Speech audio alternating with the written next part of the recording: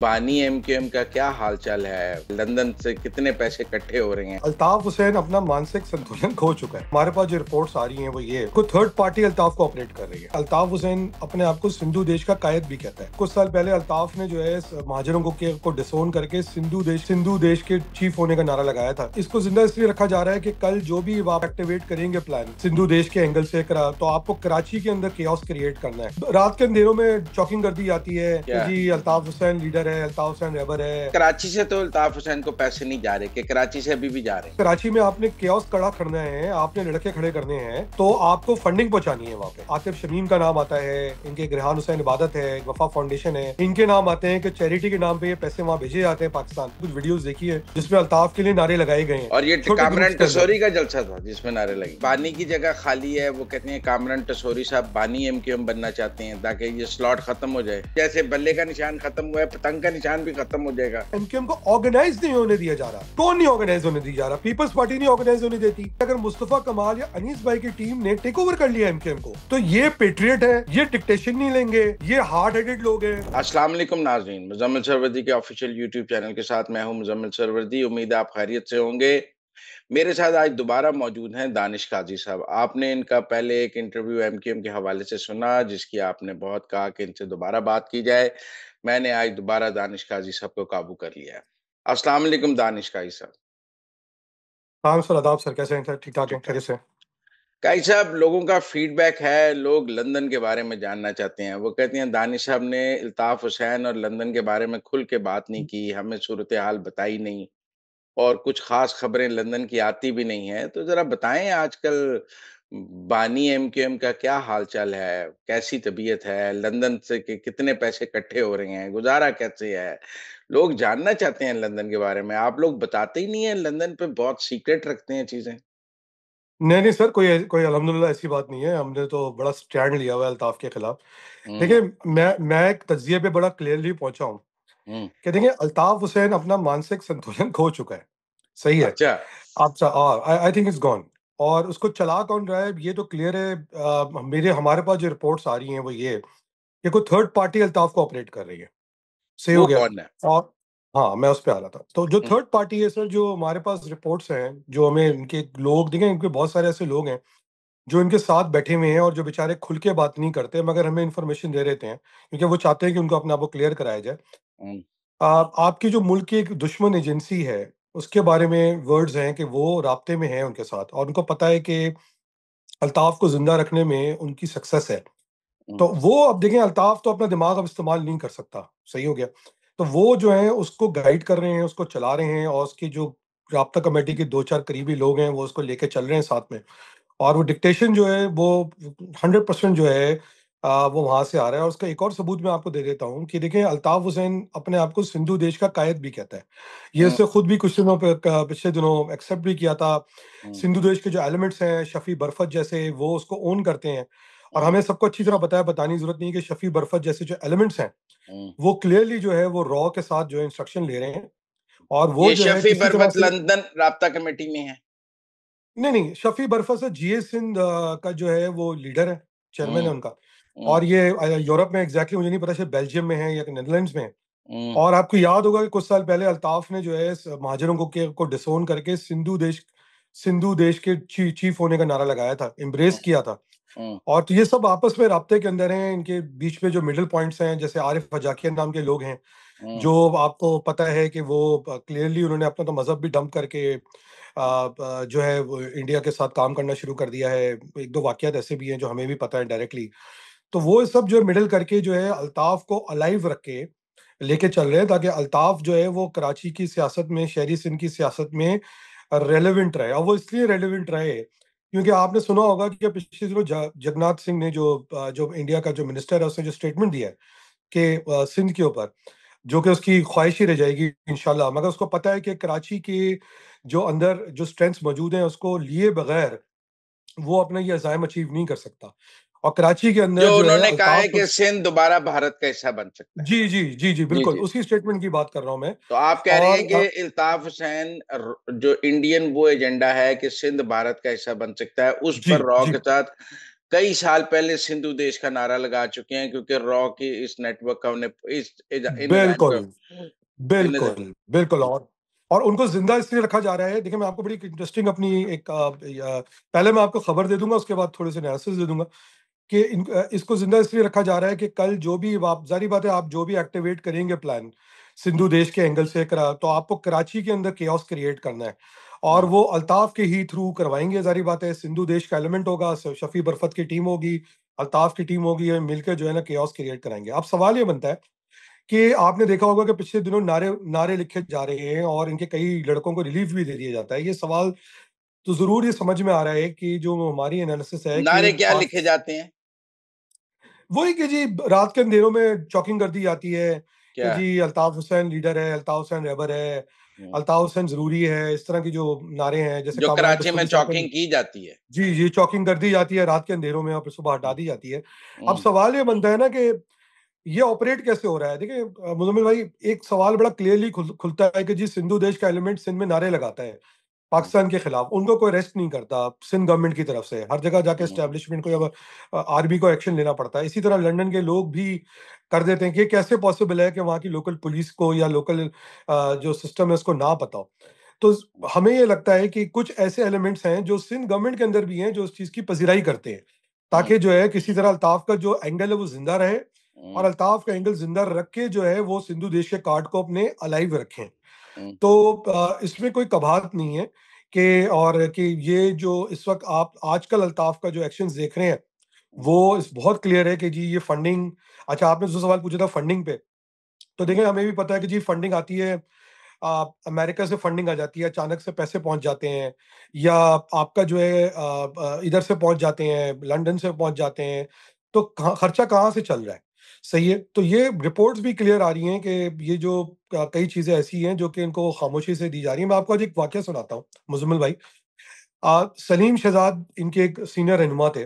वो जब आखिरी दफ़ा पाकिस्तान से लंदन गए, अपनी वफ़ात से पहले, तो हुँ, वो मेरे पास दुबई में रुके थे। तो दुबई हुँ, में एक बड़ी फ़ेमस हमारी एक कॉफ़ी शॉप है स्टारबक्स, उधर रुके थे और उधर जब उनसे बात हुई थी, तो उन्होंने मुझे खुद एक वाक़या बताया था कि उनको एक लिफ़ाफ़ा दिया गया था हुँ, और उसके इस ये जो वाक़या उन्होंने बताया ना, उसके 4-5 गवाह मौजूद थे मेरे पास।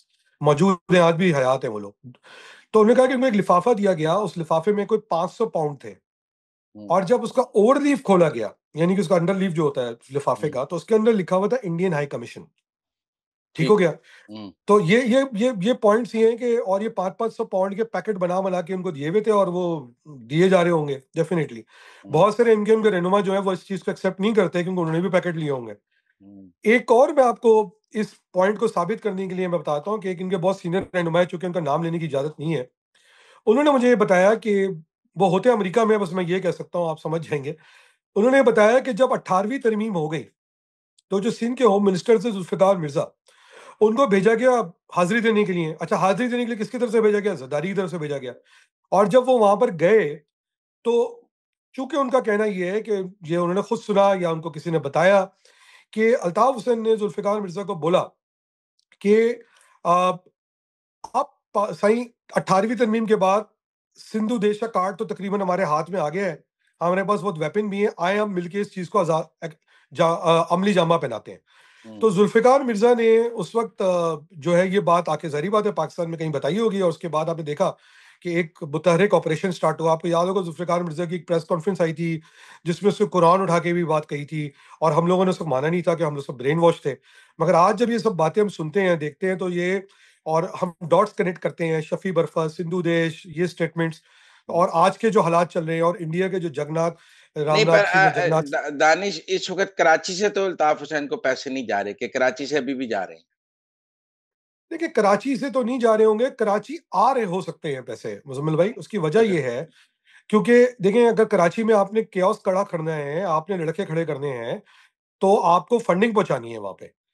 आप ठीक है। समझ रहे हैं मेरी बात? और रिपोर्ट्स हैं कि इनके जो यूएस के अंदर ऑपरेशंस हैं, जिसमें एक नाम आता है बार-बार, आतिफ शमीम का नाम आता है, इनके एक रेहान हुसैन इबादत है, एक वफ़ा फाउंडेशन है। हुँ, इनके नाम आते हैं कि चैरिटी के नाम पे ये पैसे वहाँ भेजे जाते हैं पाकिस्तान। हुँ, और ये फंडिंग उन लड़कों को ग्राउंड पे की जाती है, जैसे आपने देखा होगा अभी कहकशां का जो केस पकड़ा गया पिछले दिनों। ये हुँ, फंडिंग इसलिए की जाती है कि ज़ाहिर-सी बात है उन एसेट्स को इस्तेमाल किया जाएगा। मेरी रिपोर्ट के मुताबिक जो अप्रैल की वॉर हुई है उससे पहले भी कुछ फंडिंग पहुंचाने की कोशिश की गई पाकिस्तान, हुँ, और अल्हम्दुलिल्लाह वो शायद नहीं पहुंच पाई। अगर होती तो अच्छा बड़ा अमाउंट, मैंने सुना था कि वो अच्छा बड़ा अमाउंट था, अगर वो पहुंच जाती तो ज़ाहिर बात है उसके उसके एवज क्या सर्विसेज प्रोवाइड कर दी जाती कराची के अंदर। तो वो एक कॉन्सिक्वेंशली, जब हम डॉट्स कनेक्ट कर रहे हैं और फिर जब इनके लोगों से हम बातें कर रहे हैं और जो हमें बता रहे हैं, तो उससे ये चीज़ क्लियर हो रही है कि इसमें कोई मुगलता नहीं है कि अल्ताफ हुसैन को इस वक्त तक रॉ ने कराची में जिंदा रखा हुआ है। और हुँ। अफसोस की बात यह है कि सिंध गवर्नमेंट के कुछ लोगों ने भी उसको जिंदा रखा हुआ है ताकि वो सिंध कार्ड इफेक्टिवली खेल सकें पाकिस्तान के ऊपर। पर एमक्यूएम पाकिस्तान के भी कहते हैं कुछ लोग अभी भी एमक्यूएम लंदन से राब्ते में हैं। डेफिनेटली। जान की अमान तो लंदन से ही मिलती है ना? देखिए मुजम्मिल भाई, जैसे लास्ट टाइम भी मैंने आपसे एक बात कही थी कि ये जो हम सुनते हैं ना, हेलो हेलो हेलो, ये हेलो जो है ना कोई पब्लिक रैली में नहीं है। हेलो तो रोज टिकटॉक पे हो रही है, हेलो तो रोज हुँ, यूट्यूब पे हो रही है। आप हुँ, पता नहीं फेसबुक पे आजकल दिखा नहीं बहुत दिनों से अल्ताफ, मगर ये हेलो उस राब्ता कमेटी के इजलास की हेलो है, जहां पर बैठ के जो है वो सुनना चाहते हैं कि अल्ताफ उनको ऑर्डर दे के अगली दफा करना क्या है। देखिए आप एक बात देखें, आप इस वक्त नाम लूंगा मैं, फारूक सत्तार बड़े मशहूर लीडर है एमकेएम के, उनके जो राइट हैंड है उनका नाम है एक, आई थिंक कामरान फारूकी करके शायद नाम है। अगर मैंने आप कहा शायद उनकी, कामरान टसोरी कहने लगे हैं आप। क्योंकि राइट हैंड तो एक ही बात टसोरी है, है। एक्चुअली मजे की बात है कि एमकेएम में जितने भी कामरान है, एमकेएम में जितने भी कामरान है वो आजकल फारूक सत्तार के साथी हैं। अच्छा। सही है। और हाँ। कुछ नहीं पता कि वो सब एक ही सोच के हामिल हो, ऐसा कुछ अच्छा, है नहीं। तो ये कामरान फारूकी के जो है, अगर आप जाके देखें, हुँ, जिसको वो कोशिश कर रहे हैं सीओसी का इंचार्ज बनाने के लिए, हुँ, अगर आप उनकी एहलिया के टिकटॉक अकाउंट को देखें तो वो तो हुँ, अल्ताफ की गुनगारी होती है रोज बैठ के। सही है। हुँ, तो हुँ, वो आदमी जिसकी बीवी अल्ताफ के रोज गुन गा रही है, वो फारूक सत्तार का राइट हैंड है। फारूक सत्तार उसको आगे आगे लेके आया हुआ है। आपने देखे जो कामरान टसूरी के जलसे हो रहे थे, हुँ। उसमें कामरान फारूकी आगे आगे था। तो अब और आपने देखा होगा जैसे भी एक आध जलसा भी जो पिछले दिनों मलीर में हुआ, उसमें भी नारे लग गए हैं और अचानक से वॉल चौकिंग शुरू हो गई है। तो बहुत क्या मुश्किल नारे नहीं है लगे हैं समझना। तो मलीर के जलसे में ज़रा बताएँ आप हमें? वही जो हर दफा लग देते हैं अल्ताफ के लिए कि जी कि अल्ताफ की हमारा, वो जो स्पेसिफिकली तो मुझे याद नहीं, मैंने कुछ वीडियोस देखी है हुँ। जिसमें अल्ताफ के लिए नारे लगाए गए हैं और ये ट छोटे ग्रुप्स कामरान के अंदर। टसोरी का जलसा था जिसमें नारे लगे? नहीं, जलसा जो मलीर में हुआ है जिसको फारूक सत्तार ने ऑर्गेनाइज किया था लैपटॉप स्कीम के लिए, हाँ, और वो लैपटॉप स्कीम के लिए जलसा था, वो लैपटॉप डिस्ट्रीब्यूशन स्कीम की एनओसी थी वो। और वो हुँ, बाद में पता चला कि वो जलसे में कन्वर्ट हो गई, फिर अचानक से वहाँ खालिद मकबूल भी पहुंच गए। तो उसके अंदर मलीर में कुछ कुछ लोग मौजूद थे उस जलसे के अंदर, ज्यादा लोग तो नहीं थे। आई थिंक अगर आपने ड्रोन की वीडियोस देखी होंगी, अगर आप बोलेंगे तो मैं आपको भेज दूंगा। तो 400-500-600 लोग थे, बहुत ज्यादा उसके अंदर। उसके अंदर भी कुछ लोगों ने नारे लगाए इस चीज हुँ। के ऊपर। तो अल्ताफ हुसैन कहने के। का मकसद और अल्ताफ हुसैन पे, जबकि स्टेज पे खालिद मकबूल और फारूक सत्तार मौजूद थे। ये मुझे नहीं पता कि उस वक्त वो मौजूद थे या नहीं थे स्टेज पे, मगर कुछ वीडियोस नजर से गुजरी हैं हुँ, जहां पे अल्ताफ के लिए नारे लगे हैं वहां पे। तो ठीक है। कहने का मकसद सिर्फ और सिर्फ, और फिर अचानक से जी कोरंगी में चॉकिंग शुरू हो गई। तो अगर आप 1+1 2 देखें, जो आपके सवाल का जवाब है कि एमक्यूएम पाकिस्तान के अंदर बहुत सारे आज ऐसे भी एलिमेंट्स हैं कि जो अल्ताफ को जिंदा इसलिए रखना चाहते हैं क्योंकि बहुत सारे लोगों ने हमें ये बात कही है हुँ, प्राइवेटली कि ये अल्ताफ की अमानत है, हमें अल्ताफ को वापस करनी है उसी तरह जिस तरह हमने अल्ताफ से ली थी, और जब वापस करेंगे तो उसी कंडीशन में वापस करनी है ताकि कल जो है हम उसको अपना मुंह दिखा सकें। और देखें एक बात ना भूलें मुजम्मिल भाई, बहुत सारे लोगों के ऊपर हो सकता है अल्ताफ के एहसानात हो, बहुत सारे लोगों के खिलाफ हो सकता है अल्ताफ के पास एविडेंस हो। हुँ, और जैसे कि मैं आपको बताऊं, जब पिछले 1.5 साल पहले जब मैंने खालिद मकबूल के खिलाफ बात करनी शुरू की, तो मेरे पास बड़ी मुस्तनद जराए से रिपोर्ट्स थी कि अल्ताफ से उनके राब्ते हुए हैं, अभी भी रिसेंटली कोई राब्ते चल रहे हैं। खबरें आती हैं कि कुछ मिडल मैन हैं जो बैठे हुए हैं मुख्तलिफ ममालिक में, जो कोशिश कर रहे हैं किसी तरह से कि अल्ताफ को दोबारा एक्टिव किया जाए कराची की पॉलिटिक्स में। वैसे तो एक्टिव है हुँ, करंट कुछ लोगों की सूरत हाल में, हुँ। मगर आप ये देख लें कि उसको फॉर्मली एक्टिव करना चाहिए। और जैसे कि मैंने आपसे कह दिया कि उसको एक्टिव करना रॉ के लिए भी इंपॉर्टेंट है कि ताकि स्टेक होल्डर उनको मिले कराची के अंदर, पर ताकि कल फारूक जब वो अपने, सत्तार और खालिद मकबूल सिद्दीकी की भी तो आपस में नहीं बन रही ना। देखिए वो सब जंग है ऊपर के लेवल की, खालिद मकबूल हो या फारूक सत्तार हो। अब मैं समझता हूँ कि दोनों वीक लोग हैं, बिल्कुल वीक लोग हैं। और इनकी बनने की कंडीशन ये है कि वो कहता है मुझे चेयरमैन बना दो, वो कहता है मुझे चेयरमैन बना दो। तो वो ज़ाहिर-सी बात है कि खालिद मकबूल जो है वो पकड़ के बैठा हुआ है। और खालिद मकबूल मेरे रिपोर्ट्स के मुताबिक ज़्यादा राब्ते में है। मैं तो देखें इस प्रोग्राम के तवज्जुह से पाकिस्तान के इदारों को एक बात ये कहूँगा कि ये खालिद मकबूल के जो अतराफ के अंदर जो भी लोग मौजूद हैं, जो उसके ड्राइवर हैं, उसके दोस्त हैं, उसके चाहने वाले हैं या उसके पहचानने वाले हैं, उन सब के फ़ोनों की इन्वेस्टिगेशंस की जाए। उन सब के कॉल रिकॉर्ड्स चेक किए जाएँ कि किसके किस-किस से लंदन में राब्ते हो रहे हैं। मेरी रिपोर्ट्स के मुताबिक रऊफ़ सिद्दीकी साहब के थ्रू भी राब्ते होते हैं। मेरी रिपोर्ट्स के मुताबिक कुछ ड्राइवर, कुछ गार्ड्स, कुछ गनमैन ऐसे लोग हैं जिनके फ़ोनों से राब्ते होते हैं। खालिद मकबूल को ज़रूरी नहीं है कि डायरेक्ट राब्ता करने की ज़रूरत है अल्ताफ़ हुसैन से। तो हुँ। ये सब चीज़ों की इन्वेस्टिगेशन तो पाकिस्तान की रियासत के इदारे ही कर सकते हैं, हम तो नहीं कर सकते इस चीज़ को। और अब तो कह रहे हैं बानी की जगह खाली है, वो कहते हैं कामरान टशोरी साहब बानी एमक्यूएम बनना चाहते हैं ताकि ये स्लॉट खत्म हो जाए। देखिए, ज़ाहिर बात है, अब वो कहते हैं ना, वो एक मिसाल है कि बाप वो मरेगा, बैल कटेगा। जलसे-वलसे अकेले कर रहे हैं, वो अपनी पॉपुलैरिटी तो बढ़ा रहे हैं ना एमक्यूएम के अंदर। और अगर कहा जाए कि वो खालिद मकबूल सिद्दीकी, मुस्तफ़ा कमाल, फ़ारूक सत्तार से ज़्यादा पॉपुलर हैं इस वक़्त। इसका पैमाना तो मुज़म्मिल भाई जलसे होता है ना, आप देखें, अब जलसे आपने देख लिए, 2 जलसे हुए हैं, जलसियाँ हुई हैं बल्कि। एक जानी टाउन में हुई है और एक आई थिंक मलीर में हुई है। मलीर के जलसे में तो शायद खिताब भी नहीं किया कामरान डिसोरी ने। लोगों के नंबर्स नज़र नहीं आ रहे। तो वही अगेन मैंने आपको लास्ट टाइम ये बात कही थी कि बड़ा आसान तरीन तरीका होता है इंटर पार्टी इलेक्शन करा के हुँ, आप इस मसले को हल कर दें, मगर लोग नहीं निकल रहे हैं उनके लिए इतनी कैंपेन पे इस पे। तो अगर वो वाक़ई में इतना कॉन्फिडेंट हैं, तो उनको भी हुँ, चाहिए कि खालिद मकबूल के साथ बैठे और कहा जी इंटर पार्टी इलेक्शन कराएँ और देखें। मगर मुझे अब समझ नहीं आता कि हुँ, बीइंग अ गवर्नर क्या वो वाक़ई में एमक्यूएम के हेल्म अफेयर्स में आ भी सकते हैं? क्योंकि मुझे जहाँ तक पता है, हुँ। 2 साल तक तो वो पार्टिसिपेट नहीं कर सकते एक्टिव पॉलिटिक्स के अंदर as per the constitution of Pakistan. तो वो इलेक्शन किस नहीं तरह लड़ सो सकते, पॉलिटिक्स तो कर सकते हैं, इलेक्शन नहीं लड़ सकते। नहीं, मगर कोई ओहदा भी नहीं रख सकते, ओहदा भी नहीं रख सकते ना। तो पार्टी का बात ओहदा ये तो है कि रख लें। हाँ, आई थिंक ओहदा भी नहीं। आप तो उन्हें पूरा डिस्क्वालीफाई कर रहे हैं दानिश भाई, आपका तो गेम प्लान कुछ डिफरेंट है।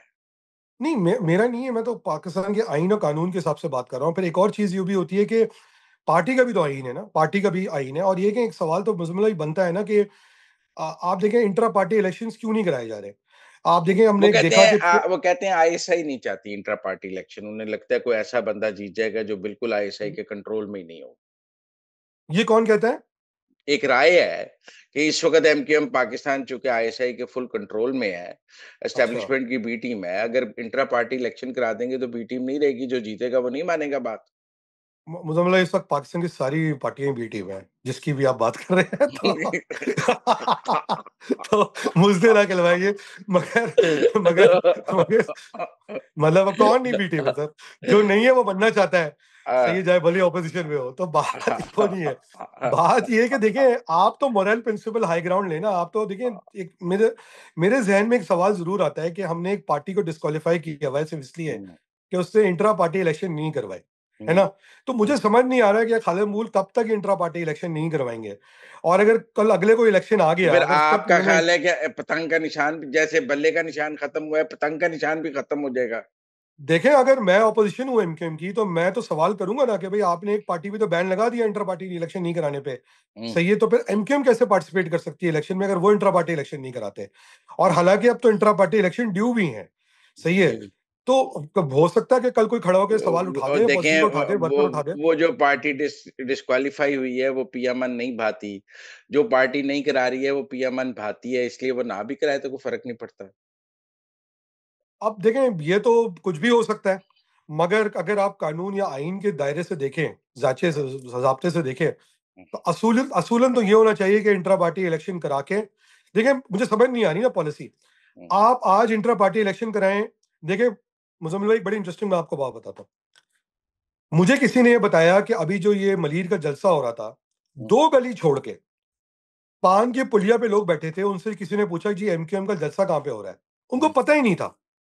आप ये बात सोच सकते हैं कराची के अंदर कि एमक्यूएम का जलसा हो रहा हो और इलाके के मोहल्ले के लोगों को ना पता हो कि एमक्यूएम का जलसा कहाँ पे हो रहा है, एक बात। हुँ, दूसरी बात, एमक्यूएम की तारीख रही है कि उन्होंने बड़े-बड़े ग्राउंड्स में अपना जलसा किया है। हुँ, ये क्या आप देखें, जो चाहे मलीर का जलसा हुआ हो या सरजानी का जलसा हुआ हो, वो पतली सी गलियों में किया गया। पतली गलियाँ जो होती है ना, 40 फीट चौड़ी भी नहीं होती होंगी, हुँ। ताकि नंबर्स ऊपर से दिखें। मैं आपको ड्रोन वीडियोज़ भी भेज दूँगा उसकी। तो लोगों को नहीं पता, तो लेकिन अवाम के साथ डिस्कनेक्ट हुआ हुआ है। अगर एक मजबूत एमक्यूएम आपको चाहिए, आप आज इंट्रा पार्टी इलेक्शन कराएं, पार्टी को ऑर्गेनाइज करें, अवामी राब्ता मुहिम स्टार्ट करें, गली गली मोहल्ले मोहल्ले में लोगों से जाएं, मिलें, उनको अपने फोर्स में लेके आए, ताकि आप अगले आने वाले बल्दियाती इलेक्शन के लिए अपने आप रेडी करें। देखें, आज अगर ये प्ली बन रहा है कि जी 140A का सही तरह से इतलाक हो जाए या सुबह बन जाए, अगर 140 का इतलाक सही तरह से हो जाता है, यानी आप एक एक्सपेक्ट कर रहे हैं कि एक स्ट्रॉन्ग लोकल बॉडीज गवर्नमेंट आएगी, अगर आपने उसकी तरफ चले गए तो सुबह की बात फिलहाल केल हो जाती है। अगर आप चाहते हैं कि स्ट्रांगली आप लोकल बॉडीज इलेक्शन को या स्ट्रांगली लोकल बॉडीज को अगर आप मैनेज करें, तो आपको इलेक्शन जीतना है ना। इलेक्शन जीतने के लिए हर दफा तो कोई आपको नहीं जितवाएगा ना कहीं से फोन करके, सही है। तो कहने का मकसद सिर्फ और सिर्फ ये है कि बेहतर नहीं है कि इस वक्त इलेक्शन करा के जो पार्टी के अंदर इस वक्त एक डिस्कनेक्ट नजर आ रहा है, जो आप भी देख रहे हैं, इसको खत्म करके राब्ता मुहिम शुरू की जाए, अवाम से राब्ता किया जाए, अपने सेक्टर्स, नहीं, नहीं, यूनिट्स, वो अपने कहते उसको हैं ऑर्गेनाइज किया जाए। वो कहते हैं वोट बैंक खत्म हो गया, अब आप जो मर्ज़ी कर लें, वोटर वापस एमकेएम की तरफ नहीं आएगा। नहीं, देखिए मसला पता है क्या मजूल भाई, आपकी इस बात से मैं एग्री भी करता हूं, मगर देखिए एक बात समझें, कराची की सियासत में एक बड़ा वैक्यूम है, लेकिन लेट्स बी ऑनेस्ट, कराची की सियासत के अंदर एक स्पेस बनाई थी पीटीआई ने, हुँ, मगर अब आपको भी पता है, हमें भी पता है, वो पीटीआई को स्पेस अब नहीं मिलने जा रही। उन्होंने फायदा भी नहीं उठाया उस स्पेस का कराची के अंदर। आपने जब आपको मौका मिला तो आपने सारे उठा के एक सर्टेन लोगों को वहां पे दे दिया, और कोई काम नहीं किया उन्होंने। आप खुद देख लें, जब इमरान खान प्राइम मिनिस्टर थे, वो 6 दफा भी कराची नहीं गए, हालांकि उनसे जीते थे वहां पे, वो 6 रातें भी नहीं गुजारी। फिर उनके लोगों ने कोई काम नहीं किया, गवर्नर उनका था, बहुत कुछ, प्रेसिडेंट कराची से था, गवर्नर कराची से था, उसके बाद भी कुछ नहीं कर सके। प्रॉब्लम कराची वालों के साथ ये हो रही है कि उनको घूम घूम के एमकेएम ही नजर आती है, कि क्योंकि उनको उनको पता है कि वो जो स्ट्रेंथ एमक्यूएम दे सकती है, वो उस वक्त कोई और जमात नहीं दे पा रही है उनको, वो ओन कोई नहीं कर रहा उनको। तो point of the matter is कि अच्छा लगे किसी को बुरा लगे, एमक्यूएम ही जरूरत है कराची की। इस पॉइंट पे मैं एमक्यूएम से नहीं हूं, आपको मैं बता चुका हूं, छोड़ चुका हूं मैं एमक्यूएम। मगर अगर मैं पॉलिटिकली देखूं तो बिल्कुल ग्राउंड पे हो सकता है वोटर पीटीआई की तरफ उम्मीद लगा के बैठा हो, मगर अगर पीटीआई नहीं है और पीपल्स पार्टी भी डिलीवर नहीं कर पा रही, देखिए ना, आप ये सीएम पीपल्स पार्टी का, मेयर पीपल्स पार्टी का, तो पीपल्स पार्टी को तो चाहिए था फ्लड गेट्स ओपन करके कराची को तरक्की देते ताकि लोग भूल जाते एमकेएम को, वो भी नहीं कर पाए। तो हुँ, आज भी अगर एमकेएम रेलेवेंट है, वो सिर्फ इसलिए है कि वो ही ओन करती है सिटी को। और जी, प्रॉब्लम ये है कि आपका जिस दिन अगर एमकेएम ऑर्गेनाइज हो जाती है, तो जाहिर बात है वोटर भी साथ आएगा। अब प्रॉब्लम ये आ रहा है मुजम्मिल भाई कि एमकेएम को ऑर्गेनाइज नहीं होने दिया जा रहा। कौन नहीं ऑर्गेनाइज होने दी जा रहा? पीपल्स पार्टी नहीं ऑर्गेनाइज होने देती। मेरी रिपोर्ट के मुताबिक जो है, पीपल्स पार्टी का एक बहुत बड़ा इन्फ्लुएंस है एमक्यूएम के अंदर, जो नहीं चाहती कि एक, मैं खुल के बात करूंगा, मुस्तफा कमाल भाई या अनीस भाई जैसे लोग टेक ओवर करें पार्टी को, क्यों? वो डिक्टेशन नहीं लेंगे हो सकता किसी हिसाब से, जो आजकल अपने आप को प्रेसिडेंट कहते हैं। फिर दूसरा प्रॉब्लम ये है कि एमक्यूएम के अंदर बहुत सारे लोग ऑर्गेनाइज नहीं करना चाहते, क्योंकि पता है कि अगर इस एमक्यूएम में डिलीवर करना शुरू कर दिया तो लोग अल्ताफ हुसैन को भूल जाएंगे। हुँ, तीसरी बात, अगर एमक्यूएम स्ट्रांग हो गई तो जो पीपल्स पार्टी सिंधु कार्ड इंटैक्ट रखना चाहती है, वो सिंधु कार्ड खत्म हो जाएगा। सही हो गया। अच्छा, और इनको ये बात पता है कि अगर मुस्तफा कमाल या अनीस भाई की टीम ने टेक ओवर कर लिया एमक्यूएम को, तो ये पेट्रियट है, ये डिक्टेशन नहीं लेंगे, ये हार्ड हेडेड लोग हैं, ये जहां तक देखे ना, अभी तक कोई करप्शन का केस भी सामने नहीं है। तो होगा ये कि एक स्ट्रॉन्ग एमक्यूएम जब मर्ज होगी, तो आपको क्यों नहीं लगता कि लोग या वोटर वापस नहीं आएगा एमक्यूएम की तरफ? बिल्कुल आएगा। नहीं, तो पर मैं वो नहीं होता है समझता तो कि ऐसी लोग बात है। लोग पीएसपी में चले जाते हैं, पीएसपी भी तो कोई परफॉर्मेंस नहीं दिखा सकी, कोई वोट बैंक नहीं था। नहीं, हाँ, पिया बहुत अब बहुत अच्छा सवाल, बहुत अच्छा सवाल, बहुत अच्छा अनीस सवाल। कायम मैं तो खानी और मुस्तफा कमाल की नाकामी की तो लंबी दास्तान है। नहीं नहीं, मजबूर हो अच्छा गए मैं मजबूर हो के एमकेएम में वापस आए, नाकाम होकर। नहीं, अरे, मैं पीएसपी का वर्कर रहा हूं, मैं पीएसपी में आखिरी नहीं, दिन नहीं, तक था। मैं आपको कह रहा हूँ, ये मुस्तफा कमाल खुद अपनी सीट नहीं जीत सका पीएसपी से, किसी को क्या जितवाना उससे? मुजम्मिल भाई, थोड़ी हार्श बात करने की आदत है। हुँ, देखें, जहां तक मेरी इतलात है, पीएसपी पर एक pressure, PSP I am Karachi में, अल्ताफ, मतलब ये खुद आए, जहां तक मेरी इतलात है, मुस्तफा अनीस भाई खुद पहुंचे कराची, और इन्होंने पाकिस्तान के इदारों की मदद की अल्ताफ के एलिमेंट को डिसलॉज करने में। हुँ, आप ये देखें कि इस वक्त पूरे मुल्क में सोजिश है, हुँ, कितनी कैजुअलिटीज हो रही हैं उन एलिमेंट्स को डिसलॉज करने में। अल्हम्दुलिल्लाह कराची के अंदर किसी कैजुअलिटी के बगैर आपने एक एंटी स्टेट एलिमेंट को माइनस कर दिया। उसके बाद क्या हुआ? रिजीम चेंज हो गई। जो रिजीम के दौर में आप आए थे, वो रिजीम चेंज हो गई, दूसरी रिजीम आ गई। वो रिजीम वो साहब की रिजीम है जो इसके जिनके खिलाफ इसको केस चल रहा है। हुँ, उस रेजीम ने पहले आके प्रेशर डाला कि आप पीटीआई ज्वाइन कर लें, पीटीआई में मर्ज हो जाए। जब आपने मना किया तो फिर आपने स्ट्रेंथ दिखाई, आपने इलेक्शन भी कराए। आपने फिर देखा कि लाडी के इलेक्शन में एमकेएम की पीएसपी पे मुस्तफा कमाल के ऊपर बशमूल टीएलपी से फायरिंग करवाई गई, जिसमें इनको छरा भी लगा। सही हुँ। है, वो किससे करवाई, टीएलपी के पीछे कौन था, मुझे आपको बताने की जरूरत नहीं है। अब आप बताएं, इतनी बड़ी ताकतें जो उस वक्त खड़ी थी, जो आप आप ये सामने कह आ रहा रहे है हैं ना। कि पीएसपी मुस्तफा कमाल पे जब वो आए तो ये एस्टेब्लिशमेंट से दबाव था कि पीटीआई में चले जाएँ। उन्होंने इनकार किया तो नहीं इसलिए आए, नहीं उनको आए के टाइम पे नहीं, आए के टाइम पे नहीं। देखें, जब वो पहुंचे तो हुँ, उस वक्त राहील शरीफ साहब की डॉक्टराइन थी। ठीक हो गया। ठीक है। टीम डिफरेंट थी। आपने जैसे डिसलॉज किया अल्ताफ के एलिमेंट को, हुँ, तो राहील साहब चले गए। और सही हो गया। बाजवा बाजवा साहब की और फैज की डॉक्टराइन आ गई। हुँ, ठीक हो गया। अब फैज साहब की जो इंक्लिनेशन है, मुझे आपको बताने की जरूरत नहीं है कि उन्होंने, वो तो आप रोल सामने आ रहा है ना उनका, कि तो वो फै किस पार्टी को खुल के और फैज़ और सपोर्ट कर बाजवा रहे थे। ये चाहते थे कि मुस्तफा कमाल पीटीआई में चले जाएँ। बहुत प्रेशर था मेरी इतलात के मुताबिक कि आप पीटीआई में मर्ज हो जाए। ठीक सही है। है। इन्होंने रेजिस्ट किया उस प्रेशर को।